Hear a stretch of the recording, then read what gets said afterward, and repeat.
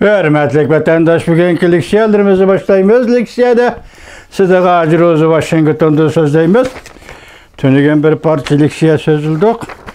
Şunun yarışa vaziyet birdem igiz, birdem paslap, birdem ciddi, birdem kaynak yine.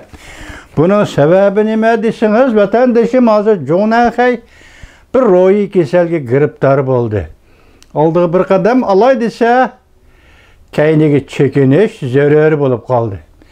Kaynığı çekiniş ise 70 yıllık vadisi yaka vapa kılış doğrusu vadileri azı soğuçulaştı. Şu nime kılarını bilmey tünügün dedik 180 gradus çekindi. Bugün kösek az şarkı denizler bir man ver yana Tayvan'a tehdit. Maşındaki sebebi nime Tayvan'a tehditden?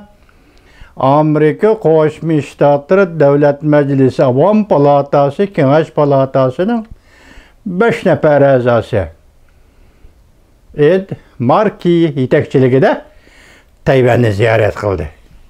Bugun shu to'g'ri to'xtalamiz vatandoshlar sizlarga. Avval ilk burungi odatimiz bo'yicha bir qisqa xabarlarni anglab o'tamiz vatandoshlar.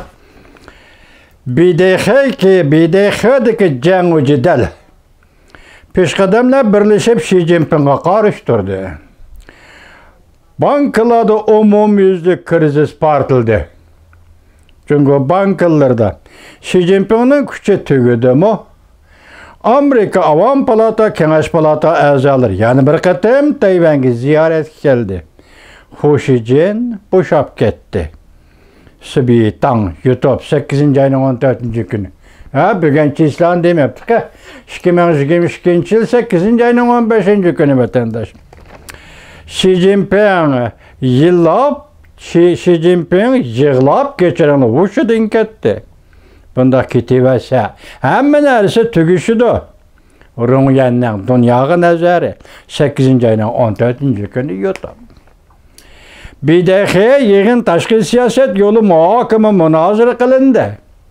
Xi Jinping tanqidga uchirdi. Amerika Davlat Majlisi a'zolari Tayvanni yana ziyorat qildi. Çünkü buna ciddi ish bo'lg'achqa bu Davlat Majlisi a'zolaridan Tayvanni ziyorat qilishi hammasini xabarda bor. Endi kechiringlar vatandoshlar. Tayvanni ziyorat qildi. Bu qatim hech kim ochiqlanmadi. Çünkü ochiqlanmadi deydi Sharqiy dengizlar bemanver qildi. Çin Pokong olam to'g'risi 8 ayning 14 günü YouTube. Bugün yana 5 nafar Davlat Majlisi a'zolari yana Tayvanga ziyorat keldi. Jungo g'azab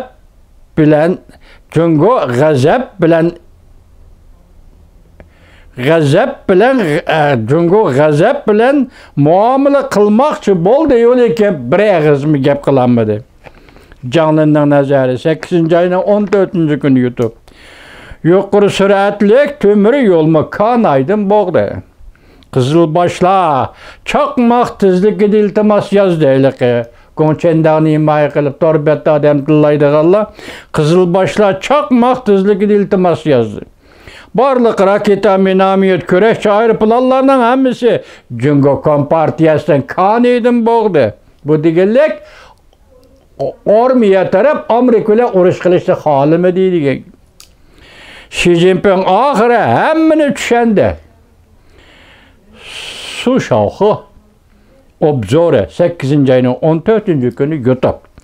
Tallanğan haber işkice tüküreşke tanqidlashga duchor bo'ldi Xi Jinping Tayvanni birlik keltirish bilan huquqni mustahkamlamoqchi bo'lib Tayvanning dengiz atrofida harbiy manevr qilgan edi. Amerika Yaponiya Birleşme Armiyasi Jungo'nun darvozasiga kelib, Jungo Kompartiyasi tikilib qarab turibdi. Halqaliq paytlar 8 ayning 14 günü YouTube. 6 nafar doimiy hay'at ochiq xat e'lon qildi. Jungo Kompartiyasining Markaziy komiteti siyosiy byuro. Lekin Xi Jinping tor betlarini bo'g'ib tashladi. Shanxayda doktorxonalarni boshqarish sistemasi uzil-kesil tugashdi. Suşağı obzori YouTube 8 ayının 14 günü. 15 gün gayip oldu. Slaat işini echivitish yana başlaytonga chiqdi. Tünügün dedik ko. Xi Jinping'e avarchilik endi yetib keldi. Rumiyanın dünyaga nazarı YouTube 8 ayının 15 günü.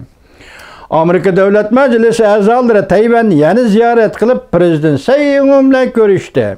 Sabık Devlet Şakatı Mike Pompeo Kore prezidenti bilen görüşüp, yeni Twitter'a makal yazıp Tayvan jöngoga taba emas dep görsetdi.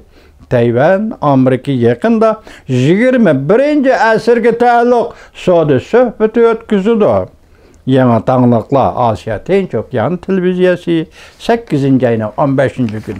Bu kısa haberlerimiz vatandaşım. Bir haberini sözlesek bir haber kelip kalıdı eken de. Şuna mavzularını bolsun silene tasavvuruna taşısak. Ama şunda işken o değilse vatandaşlar.